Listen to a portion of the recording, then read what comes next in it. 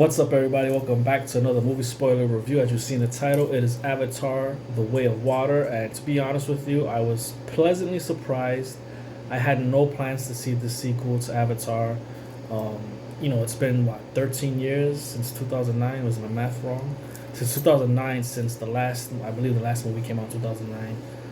Since it came out, the first movie, and now we're just getting the sequel. I know it's been the sequels, actually, it's supposed to be 5 movies in total, have been in the process of being filmed. At least the second, third one, I believe the fourth one, there's parts of it that was filmed as well. But yeah, it's been a long time coming, and I honestly had no interest to see the sequel. But I decided to just check it out one day. I was bored, and I figured, you know what? I did like the first one enough. It wasn't anything crazy to me. It's a beautiful film, the first one. I like sci-fi. I like when humans go, at least because I can relate to being human, goes to other planets, and the species there, and different species, and it's cool. I like science fiction and stuff like that, and the idea of Avatar was pretty cool, even though the story itself wasn't anything too amazing. Basically the humans trying to take over Pandora.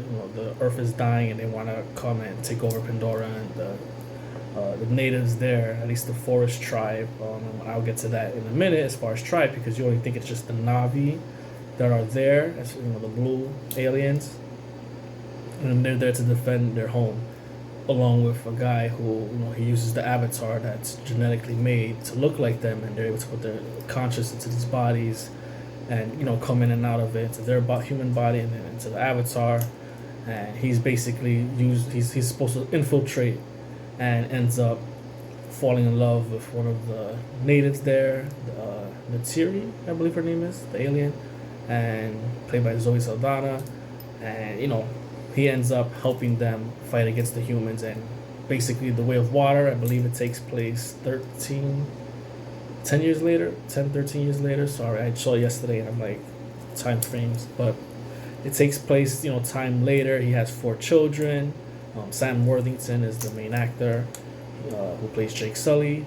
And, him and Neytiri have 4 children. I believe 2 are adopted, or 1 is adopted as a human, where the villain in the first film, he dies, but his son, the humans are sent back home to Earth, but the little boy, which is the villain's son, can't go back to Earth because babies, they can't get into cryostasis, so they adopt him, and he becomes like this Tarzan kid in Pandora. And then there's Sigourney Weaver's character, who they put her into the Avatar body somehow, because she's in the machine. She's not like gone. I guess she'll wake up sometime in the other films. But she's just in this, tube, and she's just, she's not alive, but she was able to give birth. Somehow, they don't know how she gave birth to this baby, which is, part of their culture, the Na'vi. But, Jake's kids and, Kiri, which is Sigourney Weaver's daughter's character, who they don't know how she was pregnant, they have half human blood, half, the species blood, the Na'vi, I believe. So they have, instead of 4 fingers, they have 5 fingers, and that's the thing that they're kind of looked down upon when they go to the Water Clan, the Reef Clan, I believe, Reef Tribe, Reef Clan, which is other species of Na'vi that are not blue. They're more like a greenish blue, and their tails are more like fins, and their arms are kind of like adapted to like paddles, and they look cool. I like them better than the Forest Na'vi tribe. But other than that, like the film itself, I actually was surprised. I enjoyed it more than I thought I was gonna like it. Was it anything crazy? No, but to continue the story, I thought it was pretty cool. Some things that I was just a little like about, like Jake's kids, they were really the focus of the film. And you have the one son, the young son, who just doesn't listen. He does what he wants to do, and it causes trouble. And you have Quaritch, who's the villain of the first film, who dies. He comes back because they saved his memory and were able to upload it into an avatar body, which is the Na'vi, for him, and upload his memory. And he wakes up and he's like, "What's going on?" And he realizes that he's he's not who he's supposed to be. That he's not the main guy, because he sees a video where himself, human form, says, "If you're watching this, I'm dead, but you have my memories and you're in this body. So he pretty much accepts it, and he just wants to hunt down. It's all about hunting down Sully, Jake Sully, and the idea is for the Earth to take over Pandora, but their main focus seems to be taking down out Sully. In the first film they wanted to get also unobtainium, which was really expensive and will make you rich if you bring it back to Earth. But then there's another plot device or something where they take the whale species of that planet and they're able to sell their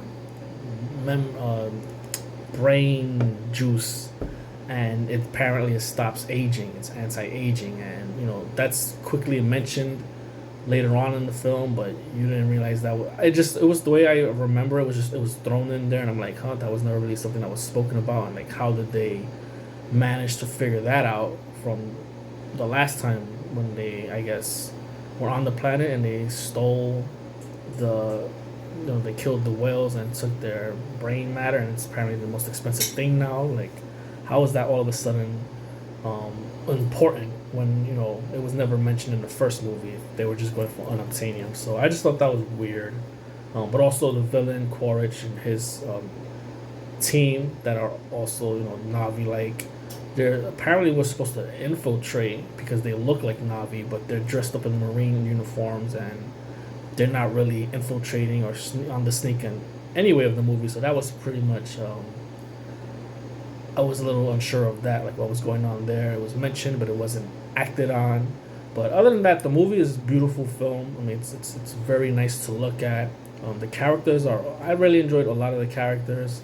Again, I didn't really care for the kid characters. I'm hoping in the third film there's less of them, or they're not as big of a thing within the first film. I mean, within this film, like they are.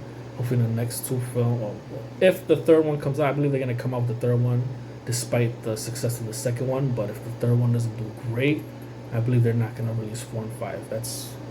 Or if it's not the second one doesn't do great, they're not gonna release 3, 4, and 5. But I think they're gonna release the third one, and if the third one doesn't do great, 4 and 5 won't come out.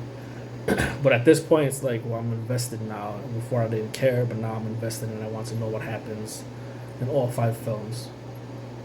But all I know is that one thing that happens is that when the Earthlings come back into Pandora, it took 10 years for them to come back, and when they get into the planet, once they settle down, and Jake and his family sees, and she's they're like, oh man, they're back. A year later, it says passes by, and it's like, so you mean to tell me you let them build within the area that they landed on for a year, to then attack and track you down and cause mayhem, when you should have attacked them as soon as they were like settling, you and your tribe, and you couldn't, like there wasn't enough of anybody to attack these people, these humans. So I just thought that was a little crazy that they'd allowed them to stay there after a year. And within that process, you're just like stealing equipment and whatnot, and it's like, yeah, but you gave them time for a year to build, which can be problematic, which obviously is throughout the film. Sully and his family, they decide to leave the forest tribe because they're hunting me. I don't want to get you guys killed, and they go to the Reef Clan, which I mentioned. I like the Reef Clan. I thought they were cool. The whole water aspect of it, that's what they're based on. Unlike Jake's family and his tribe, the forest tribe, there, and the trees and everything. I really like the water tribe, the Reef Clan, I believe they're called. And I thought it was cool, but them coming to the Reef Clan brings the humans to tracking him there, and then they're attacking the Reef Clan in their environment, their area. So that's pretty much the film, just trying to get Jake, and of course they want to make Pandora their new home, but that really didn't seem as the focus. But I really enjoyed the film. Again, it's a beautiful looking film. I was surprised. I like it more than the first one. But yeah, I was surprised. I didn't think I was going to care for it. I didn't want to see it, but I just decided to check it out anyway. So if you like the first Avatar film, I don't think you wouldn't like this one.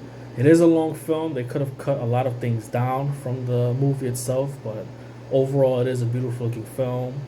It does have heart, and I don't think it's anything too crazy, but again, check it out if you like Avatar. And I think you'll like it. So that's just my review of it. I give it 2 thumbs up, and I am looking forward to 3, 4, and 5. So we'll see what happens, but hopefully we won't have to wait another 13 or so years for the sequels, because that's too crazy. You know, it's not like it's Ghostbusters where, you know, the second one and they just weren't making it at all, and then they came out with the reboot which didn't do well, and then they decided to make a follow-up to the actual original films, and it's like, wow, you know, it's worth seeing again, versus something that's been in the process for so long and just like, this is taking too long, I really don't care anymore, and you know it's coming. But yeah, that's my take for Avatar: The Way of Water. Again, 2 thumbs up, check it out, and until next time.